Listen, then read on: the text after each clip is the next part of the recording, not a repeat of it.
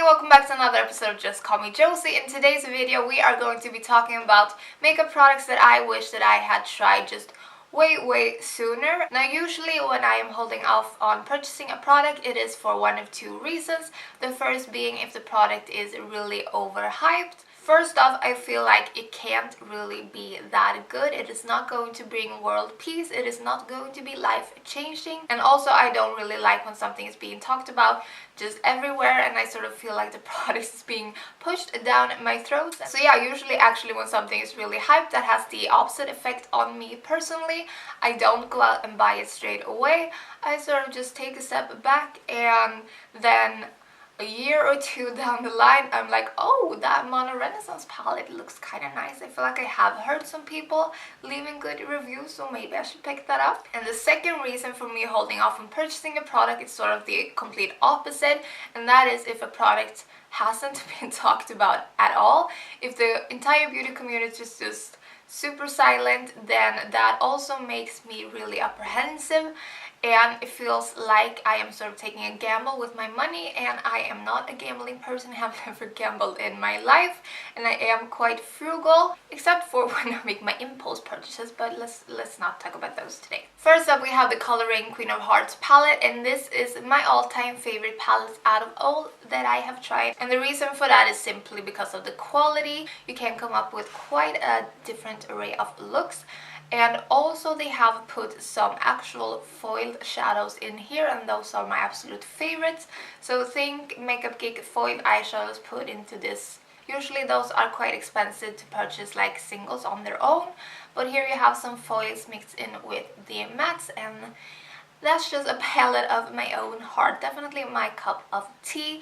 The reason why I didn't purchase this one for a really long time was because of the price tag. I had absolutely no idea what the quality was going to be like, and for that price tag it made me quite apprehensive. I am wearing Queen of Hearts on my eyelids today, so you can see what it looks like, and this is one of my best purchases. Another palette that I told myself for the longest time that I was not going to pick up at all was of course the Mono Renaissance from Anastasia Beverly Hills.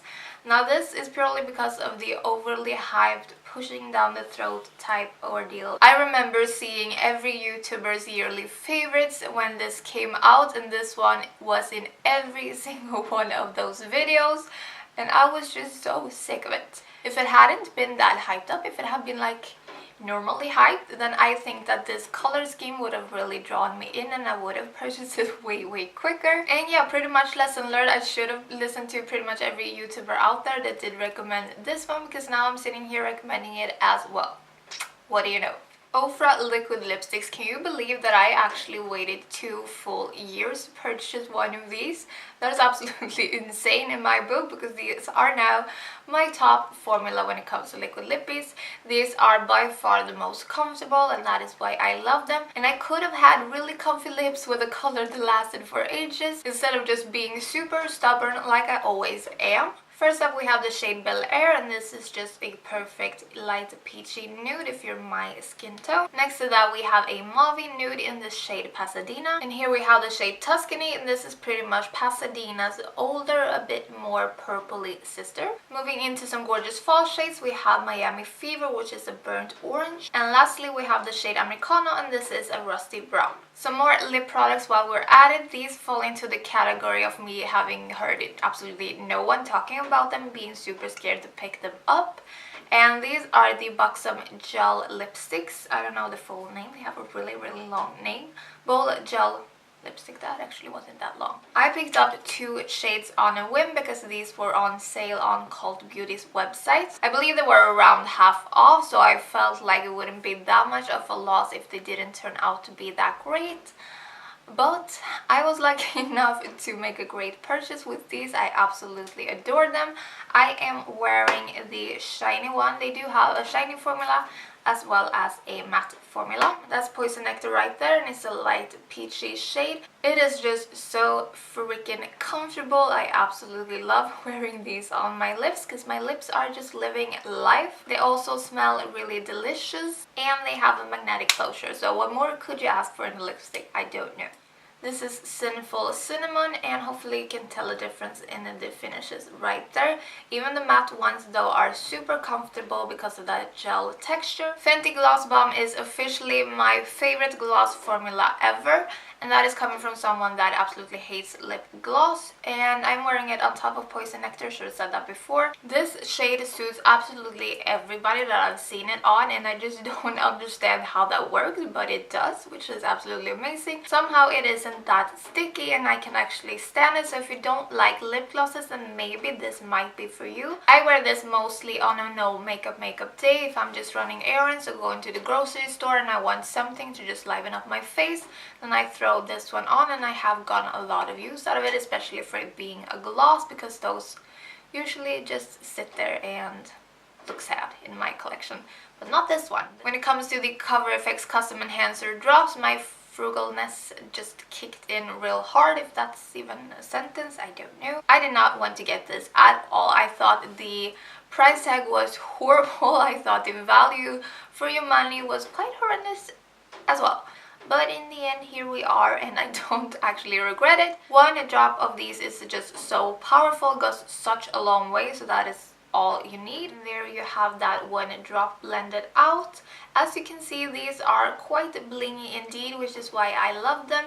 Now this one turned out to be a little bit of a fail, but I still don't regret it, and I still wish I had purchased it sooner, because this one is actually too dark, or the base pigment is too dark for me to wear on top of my cheekbones, but I have found a way to use them.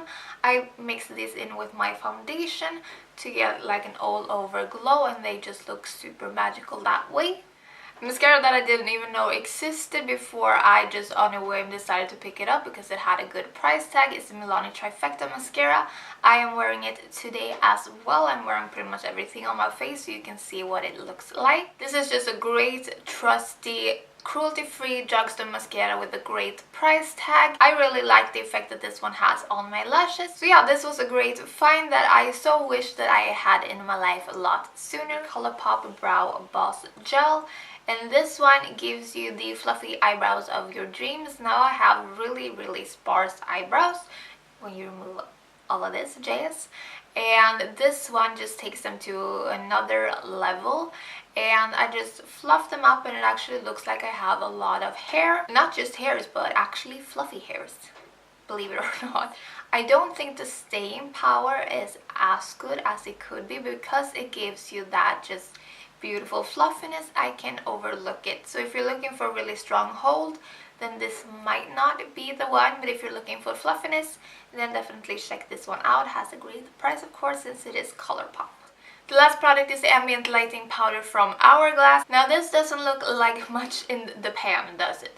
This is just a really pale yellow powder, and it has a slight sheen to it. Nothing glittery at all in my opinion. I did have the e.l.f. HD Under Eye Setting Powder before, and that had chunks of glitters in it, and it just looks crazy underneath the eyes. This one I absolutely adore for setting my under eyes. And this one holds my mascara in place as well. It makes the under eye area just super smooth and healthy looking and fresh, and with just a little hint of luminance. Is it luminosity I'm looking for? I'm not sure on the word, but you know what I mean. Just a little hint of sheen. Okay guys, so those are the 10 items that I wish that I would have purchased way sooner. Feel free to leave down in the comments any product that you wish that you would have tried way sooner. I would love to read it. Don't forget to give this video a thumbs up before you go, and also feel free to subscribe. I upload 3 new videos every week, and I would love to have you on board. Hopefully I will see you in my next video. Take care until then. Bye!